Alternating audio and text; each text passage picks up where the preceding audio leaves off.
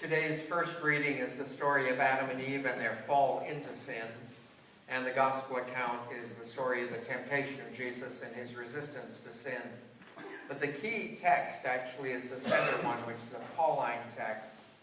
When Paul was preaching to the Jews, one of the great difficulties he's had with them was the idea that an action of a single person could actually overcome sin.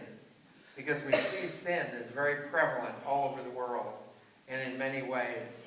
And also when we look at the thing of temptation, the story of Adam and Eve, even when you and I fall into sin and are forgiven, we know darn well there are more temptations coming.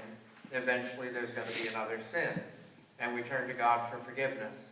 So the idea that simply one person's action could overcome all of sin was very difficult for the Jews. And Paul takes a particular tract here, and he refers to the temptation of Adam.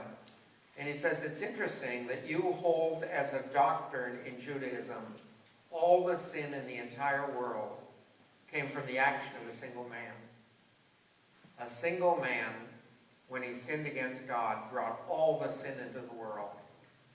It seems only logical that the act of a single man could take all the sin out of the world. And he takes that particular argument. And what Paul wants them to understand is the ease with which God forgives sins. I oftentimes think of this. I had an instant occur to me about 30 years ago. I had a good friend of mine who was in the military. He was in boot camp, had just finished boot camp with the Navy, and did not have a lot of money or anything. And he had his ticket to return to boot camp. And we were living in San Luis Obispo, and he asked me to drive him. So I drove him to the airport in Santa Maria, which actually has better connections. So we drove to the airport in Santa Maria, and when we got there, he'd forgotten his plane ticket and had left it back home. And for him, like the world had ended. He didn't have a credit card. He didn't know what to do. He couldn't really afford to buy another ticket, and you definitely don't want to be AWOL as part of the military.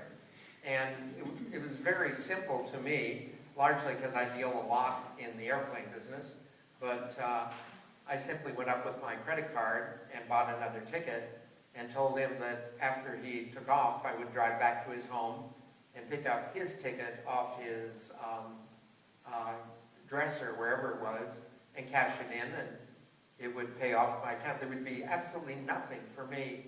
And it was a great lesson for me that for him, because he could do nothing about it, it was as though his world had ended. But for me, just because of the background I had, it was the simplest thing in the entire world. And there's an amazing sense of power to be able to do something so simply for someone that sounds so impossible to them. And that's exactly what's going on with God.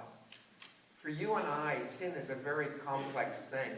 No matter how often God forgives me, I know the temptations are coming. I know how weak I am. I know what's going to happen. But for God, all of that is a nothing. It is an absolute nothing.